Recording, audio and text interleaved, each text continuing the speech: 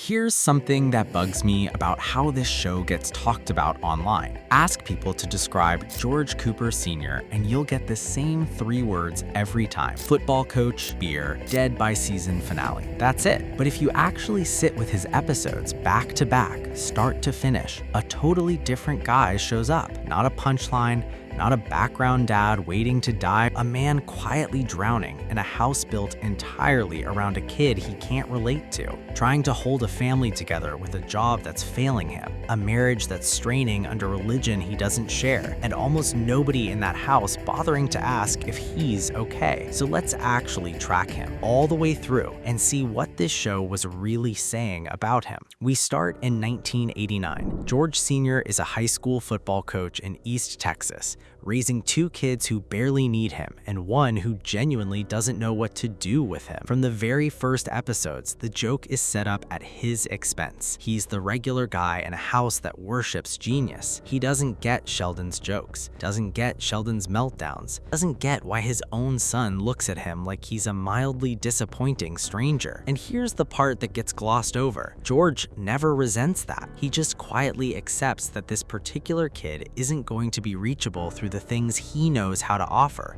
So he starts looking for someone in that house who does need what he's got, and he finds her in Missy. That's really the engine of his whole arc early on. Mary's entire world revolves around Sheldon's academic trajectory, which leaves George drifting toward the daughter who actually laughs at his jokes and wants to sit with him. Watch how he is with her. He's not settling for the normal kid because the genius is unavailable. Genuinely lights up around her. The one relationship in that house that isn't complicated by expectations.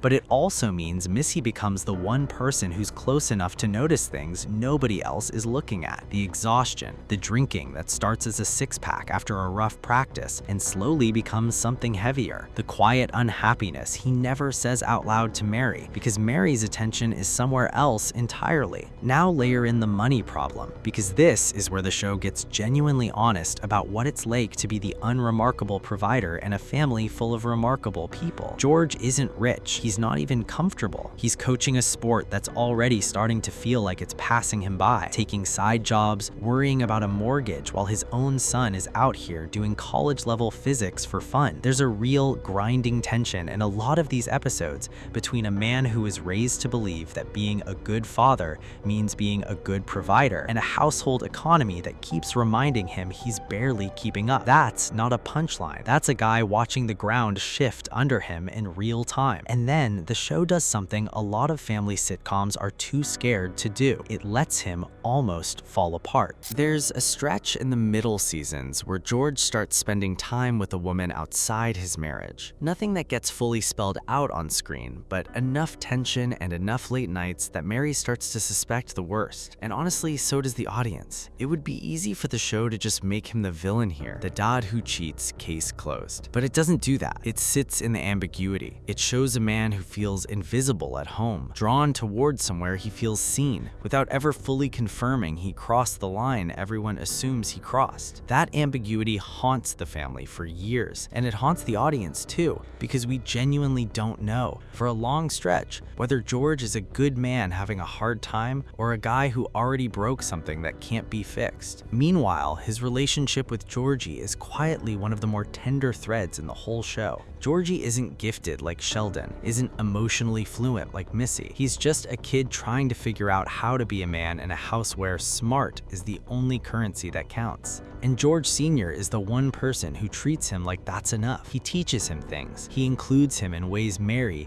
stretched thin by Sheldon, often can't. It's not a flashy relationship, it's a load-bearing one. When Georgie eventually starts making his own bad decisions later in his teens, you can trace a lot of it back to a kid who spent years watching his dad get quietly worn down by a house that never had enough attention to go around. By the time we get into the later seasons, George is a man running on fumes in almost every direction, financially stretched, emotionally isolated in his own marriage, coaching a team that's slipping, raising 3 kids who each need something completely different from him at the exact same time. And still, in the moments that count, he shows up. He's the one who takes Missy's side when nobody else will. He's the one who quietly supports Georgie without making him feel small. Even with Sheldon and the rare moments they connect, there's a real tenderness underneath the awkwardness. A father who never stops trying, even when trying mostly looks like standing in a doorway and not knowing what to say. And then it just ends. 1994. A heart attack, sudden, with almost none of the warning a sitcom death usually gives you. No slow decline, no goodbye speech, no tidy closure on the affair question that hung over the family for years. He's just gone, mid-argument, mid-ordinary day, the way it actually happens to real families. And the show doesn't let you look away from the aftermath. Georgie has to become the man of the house overnight. Sheldon retreats even further into his own head because that's the only tool he has. Missy is left holding the emotional wreckage almost entirely alone, and Mary is left with a marriage that ended before she ever got a real answer to the question that had been eating at her for years. That unanswered question is really the whole tragedy of George Cooper Sr. The show eventually does something quietly devastating with it. Years later, we learn the truth about that relationship outside the marriage, and it recontextualizes everything. It turns out the man everyone half suspected of betraying his family was underneath all that distance and drinking and quiet misery still fundamentally trying to be decent, even when he had every reason and every opportunity not to be. And he never got to clear his own name while he was alive. His family spent years wondering, and he died without ever getting to just say the truth out loud. So here's the real shape of George Cooper Sr. Once you actually track him start to end, instead of remembering him as a punchline with a beer in his hand, he's a man who never had the language to compete with a genius son, so he built his own quiet corner of the family instead. He's a provider getting slowly crushed by a paycheck that never stretched far enough. He's a husband drifting from a wife whose whole world had shrunk down to one child's future. And he's a father who, whatever his failures, never stopped choosing his kids in the moments that actually mattered, right up until the moment he didn't get a choice anymore. Sheldon got the Nobel Prize speech. Georgie got the empire. Missy got the survival story. George Sr. just got a heart attack in the middle of an ordinary year,